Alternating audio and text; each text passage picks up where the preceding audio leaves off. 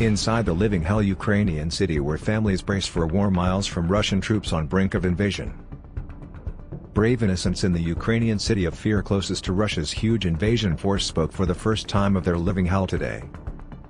Teachers in battle-scarred Avdiyivka told how they carried on classes under fire and had learned to apply tourniquets to wounded children as they braced themselves for war. The Ukrainian city of Avdiyivka, located 2 miles from the front line, Doug Seaberg. Avdiyivka is ringed by minefields and regularly shelled by Russian artillery. Doug Seaberg. Block of flats destroyed by Russian artillery in the Avdiyivka. Doug Seaberg. And mums told how they had been forced to evacuate youngsters left shell-shocked by constant barrages from Vladimir Putin's reckless army. Avdiyivka, 2 miles from the line of contact between warring forces in the strife-torn eastern enclave of Donbas, was occupied by Russian troops before they were pushed back in 2014. And it will be one of the first targets should Putin order his 175,000-strong force to invade to thwart Ukraine's ambitions to join NATO. The city, ringed by minefields, bears the scars of earlier conflict and is still regularly shelled by Russian-backed separatist artillery forces, who targeted a school in 2014. Teacher Maya Zaitseva, 56, told how battle-hardened staff now keep pupils calm by continuing lessons if the sound of shelling erupts and are trained to treat war wounds.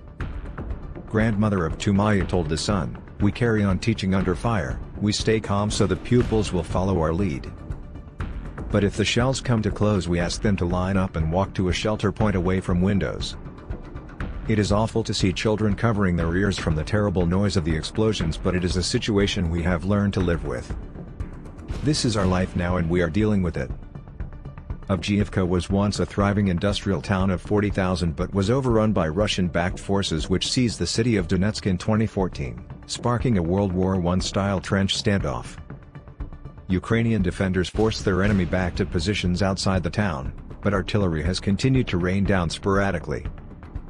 Terrified locals fled, leaving just 5,000 hardy souls behind, but many have since returned, boosting the population to 25,000. Mama Veliko, from one of just 25 of 245 families left in a bombed-out block of flat facing the front line, told how her schoolboy son was left shell-shocked.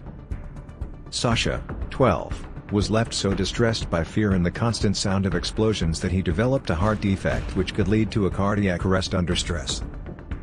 Coke plant worker Anya told The Sun, "I was told he couldn't carry on living in Avdiyivka because the constant stress could kill him, so he stays with relatives far away now. My husband works in construction and our life is here, so we have had no choice but to be apart from our boy. Our city has been left in ruins by the Russian forces, but the morale of the people like me who stayed is still strong. We can only pray that Putin's men don't return."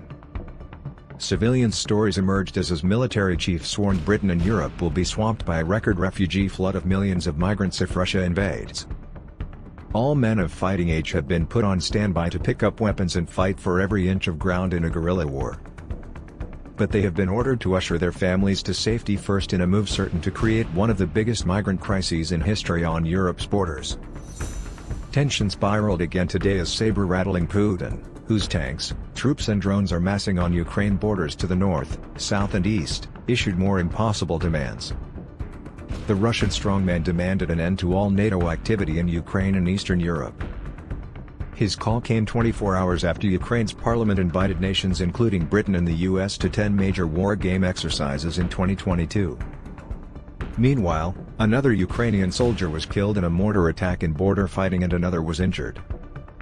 Ukrainian positions came under fire from machine guns, mortars, and grenade launchers overnight. Teachers in battle-scarred Avdiyivka told how they carried on classes under fire. Doug Seaberg.